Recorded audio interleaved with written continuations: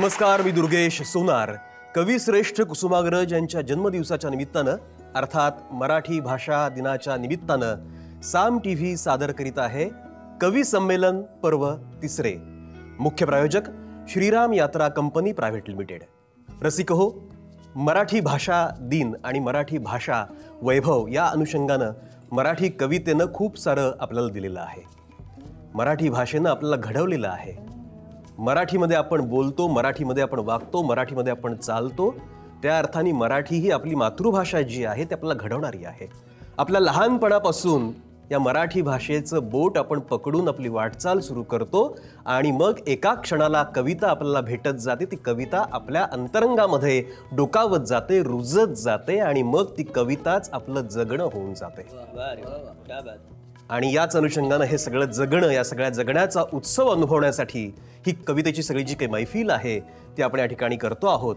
आणि ही कवितेची मैफिल सजवण्यासाठी, त्याच्यामध्ये कवितेचे रंग भरण्यासाठी माझ्यासोबत नामवंत कवी सगळे मराठीमधले सगळे जे आहेत ते आज या मैफिलीमध्ये सहभागी होत आहेत. माझ्या शेजारी आहेत ज्येष्ठ कवी अशोक बागवे. मराठी कवितेतलं एक अत्यंत महत्त्वाचं असं नाव आणि गेली अनेक दशकं ज्यांच्या कवितांचं गारूड रसिक मनावरती आहे असे अशोक बागवे. आलम, आज इसवी सन ताजे टवटवीत वगैरे, गर्द निळा गगन झुला, मंदिल, तिरकस, भास आभास, कविता रंग, काळोखाची अवेळ आणि अस्वस्थ अनावर हे 2 कविता संग्रह सरांचे आता नुकतेच प्रकाशित झालेले आहेत. अशोक बागवे सरांचा एकूणच परिचय मराठी रसिकांना कवितेच्या माध्यमातून आहेच आहे. त्यामुळं सरांची कविता या मैफिलीमध्ये कशा पद्धतीने रंग भरणार आहे हे आपल्याला थोड्याच वेळामध्ये कळेलच. सरांच्या शेजारी आत्ताच्या पिढीतला अत्यंत नावाजलेला असा माझा तरुण कवी मित्र आहे प्राध्यापक संदीप जगताप. संदीप जगताप याचा भुईभोग हा कविता संग्रह प्रकाशित आहे आणि त्याला महाराष्ट्रातले अत्यंत नावाजलेले असे प्रतिष्ठित असे 7 पुरस्कार मिळालेले आहेत.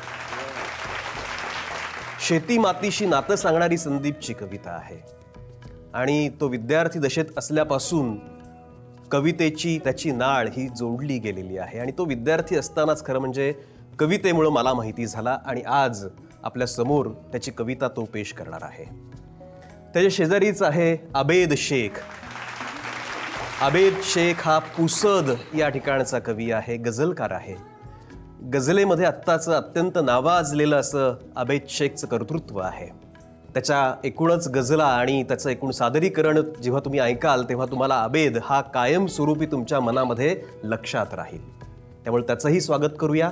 त्याचा कविता संग्रह आत्ता जरी प्रकाशित नसला तरी त्याची एक CD मात्र बाजारामध्ये उपलब्ध आहे. सुगंधी बाग आहे ती, अशी ती CD आहे. अत्यंत सुंदर असा आवाज, तितकीच गझलेची नजाकत हे आबेदचं वैशिष्ट्य आहे. म्हणजे या बाजूला आहे राधिका फराटे. राधिका फराटे ही नवी मुंबईत आत्ता सध्या जरी राहायला असली तरी ती मूळची आहे पंढरपूरची. पंढरपूरच्या जवळचं तिचं गाव आहे. मनस्पर्शी या नावाचा कविता संग्रह राधिकाचा प्रकाशित झालेला आहे. आणि गझलेमध्ये आता मगाशी जसा आबेदचा मी उल्लेख केला तसं गझलकारांमध्ये अत्यंत नावाजलेलं असं नाव ज्याला असं म्हणूयात राधिकाचं आहे. तिची पण एकूण कविता, तिचं गझलेचं सादरीकरण हे आपल्याला ऐकायचं आहे. तिच्या शेजारी आहेत मंगेश विश्वासराव.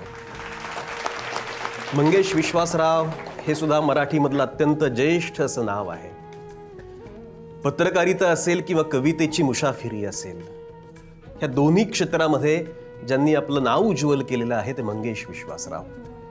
धारेला लागल्यानंतरच्या कविता हा त्यांचा कविता संग्रह प्रकाशित आहे. टणत्कार फुलांचा, बिंदास बोध पत्रकारितेचा, उन्हाने वन्ही चेतवावा हे सुद्धा कविता संग्रह मंगेश विश्वासराव यांचे प्रकाशित झालेले आहेत. लोकप्रिय असे कविता संग्रह आहेत आणि एकूणच वेगवेगळ्या पद्धतीच्या आशय विषयांनी सजलेली अशी कविता ही मंगेश विश्वासरावांची आहे. त्यामुळं त्यांची कविता सुद्धा आपल्याला ऐकायची आहे. आणि माझ्या शेजारी आहेत सतीश सोळांकुरकर. हे कवीच्या नावातच कविता कशी दडलेली असते पहा. सोळांकुरकर आहेत ते, म्हणजे ज्याच्यामध्ये 16 पण आहेत आणि अंकुर पण आहेत. त्यामुळे कवितेचे अंकुर ज्यांनी रुजवलेले आहेत मूळचे कोल्हापूर जिल्ह्यातले सतीश सोळांकुरकर आहेत. पण BARC मध्ये ते नोकरी करतात. पण तरी असं असतानाही कवितेच्या संदर्भातलं एकूण विज्ञान सगळं जे आहे त्यातलं आशय विषय सगळा जो आहे तो त्यांच्या कवितेमध्ये पाहायला मिळतो.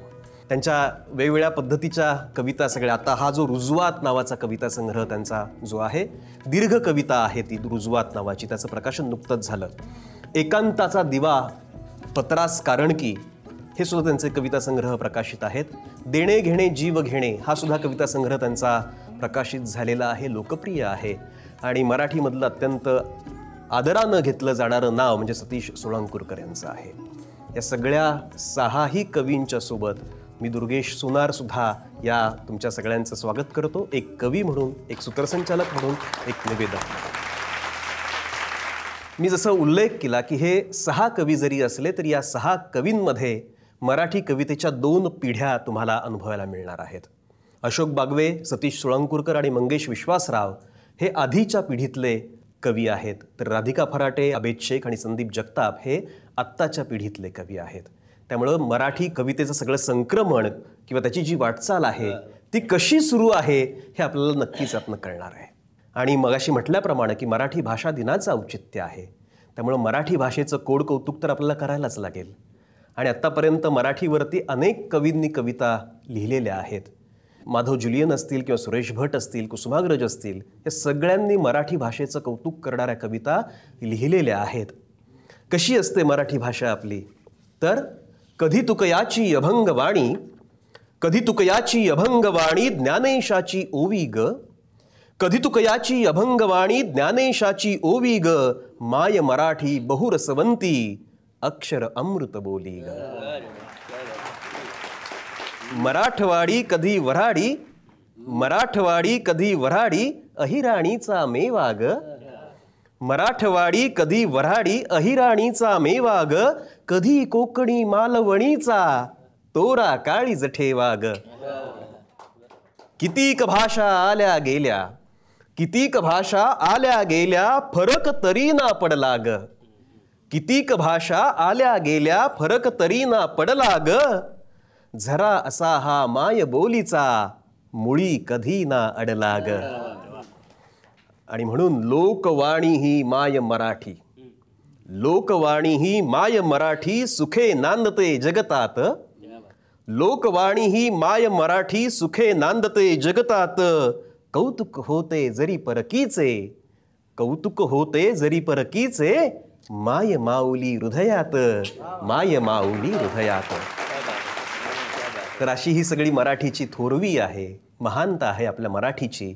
आणि या मराठीच्याच कौतुकाचे बोल ज्यांनी लिहिलेले आहेत त्या अशोक बागवे सरांना मी विनंती करणार आहे की या मैफिलीची सुरुवात मराठीच्या कौतुकाच्या बोलांनी त्यांनी करावी.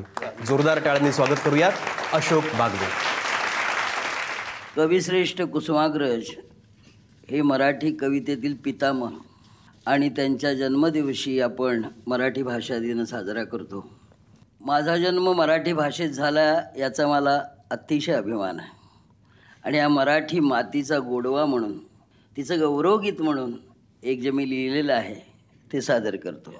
माझा मराठीचा बोले, माझा मराठीचा बोले, वाजे काळजात खोल माझा मराठीचा बोल, वाजे काळजात खोल, ओवी मधून पाझरे निळ्या अमृताची ओल, माझा मराठीचा बोल, वाजे काळजात खोल, ओवी मधून पाझरे निळ्या अमृताची ओल, माझा मराठीचा बोल. माझी मराठी माऊली, माझी मराठी माऊली, तिची विठोबा सावली. क्या बात आहे, वा वा. माझी मराठी माऊली तिची विठोबा सावली. ज्ञाना नामा तुका एका उभे कैवल्य राऊळी. माझा मराठीचा बोले वाजे काळजात खोल. माझा मराठीचा बोले. माझा मराठी गुलाल त्याला अबिराचा वास. माझा मराठी गुलाल त्याचा अबिराचा वास. माझ्यासाठी चंद्रभागाउरी कालवते घास. माझा मराठीचा बोल वाजे काळजात खोल. ओवी मधून पाझरे निळ्या अमृताची ओल. माझा मराठीचा बोल. माझ्या मराठी मातीची माझ्या मराठी मातीची खोलवर रुजे नाळ. माझ्या मराठी मातीची खोलवर रुजे नाळ. सळसळ तो आतून माझ्या रक्तात पिंपळे. माझा मराठीचा बोल वाजे काळजात खोल.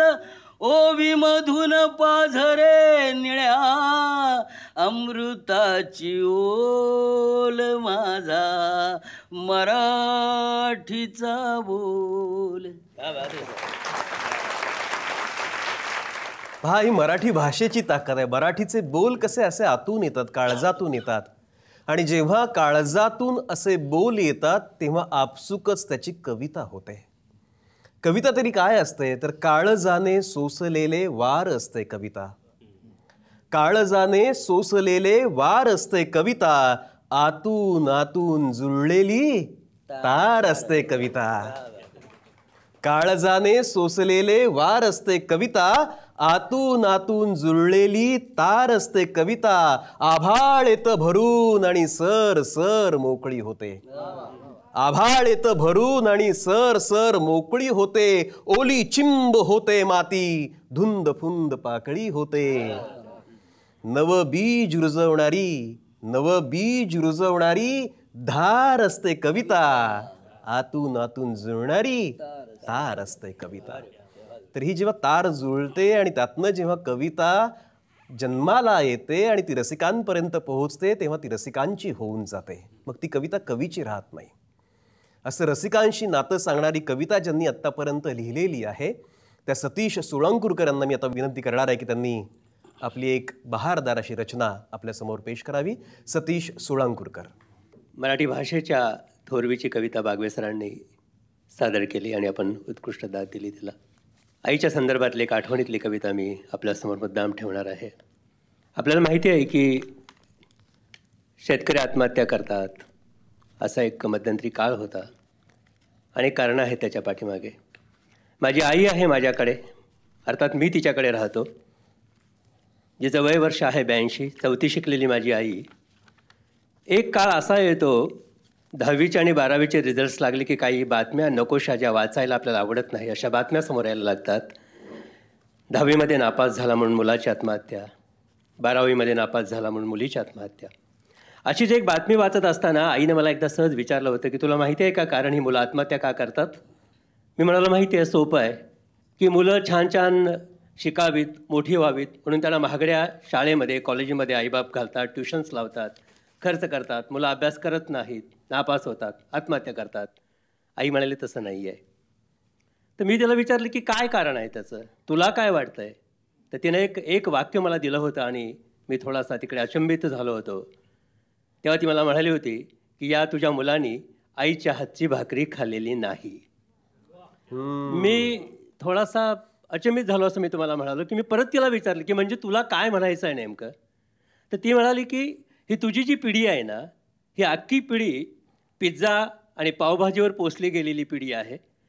ज्याने कोणी आईच्या हातची भाकरी खाल्लेली आहे ती मुलं आत्महत्या करत नाहीत तर जे कोणी आत्महत्या करायला जातात त्यांना परतवून आणण्याची ताकद आईच्या भाकरीमध्ये असते. वा वा वा वा वा. असं क्या तिला बात मला है, सांगितलेलं क्या होतं. बात. बहुत बढिया. आणि हे ऐकल्यानंतर एक कविता लिहिली आणि तेव्हा जगातला सगळ्यात सुखी माणूस मी आहे असं मला तेव्हा वाटलं होतं, कारण मी आईच्या हातची भाकरी खाल्लेली आहे. ते भाग्य मला लाभलेलं वा होतं. वा. ती कविता आपल्यासमोर ठेवतो. आईला भाकरी करत असताना मी पाहिलेलं आहे. आईला भाकरी करत असताना मी पाहिलेलं आहे. दोन्ही पायांच्या अंगठ्यांमध्ये परात घट्ट धरून ती ओल्या पिठाचा गोळा थापायची आणि बघता बघता भाकर तव्यावर जायची. वा.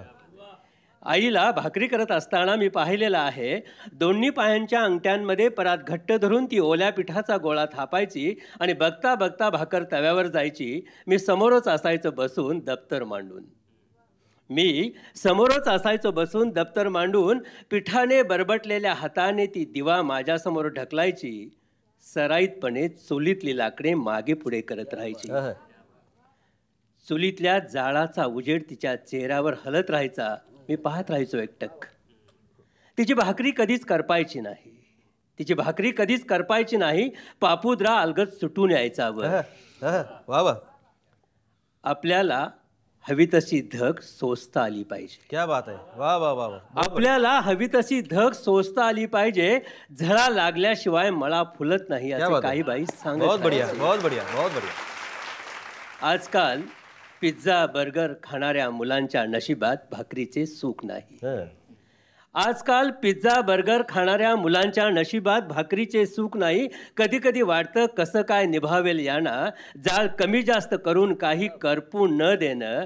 आयुष्याच्या चढ उतारावरून भाकरीच्या पापुद्र्यासारखं अलगद मोकळं होत जाणं. आईला भाकरी करत असताना मी पाहिलेलं आहे. आईला भाकरी करत असताना मी पाहिलेलं आहे. आणि माझ्यासाठी ती एकमेव अशी महत्वाची गोष्ट आहे. एकमेव अशी महत्वाची गोष्ट. क्या बात, क्या बात. वा वा. कवी संमेलन पर्व तिसरे. मुख्य प्रायोजक श्रीराम यात्रा कंपनी प्रायव्हेट लिमिटेड. कवी संमेलनाचा हा सगळा सोहळा, ही सगळी मैफिल अत्यंत रंगतदार ठरती आहे. ती तुम्हा रसिकांच्या खरं म्हणजे आशीर्वादामुळं, प्रेमामुळं. तनिष्काच्या या सगळ्या माझ्या महिला भगिनी या ठिकाणी उपस्थित आहेत. त्यांचे मनापासून आभार मी मानतो. आपण या कार्यक्रमामध्ये सहभागी झालात त्याबद्दल तुमचे मनापासून आभार. श्रीराम यात्रा कंपनीच्या कुठल्याही शाखेमध्ये बुकिंग केल्यास कुठल्याही यात्रेसाठी स्पेशल ऑफर 5% डिस्काउंट, तसंच 15 सीट बुकिंग केल्यास 1 सीट फ्री. कवी संमेलन पर्व तिसरे. मुख्य प्रायोजक श्रीराम यात्रा कंपनी प्रायव्हेट लिमिटेड. कवितेची ही मैफिल अशीच आपण सुरू ठेवणार आहोत. अजूनही रंगतदार कविता, उत्तम कविता आपल्याला ऐकायच्या आहेत, पण या ठिकाणी मी घेतोय एक छोटासा ब्रेक.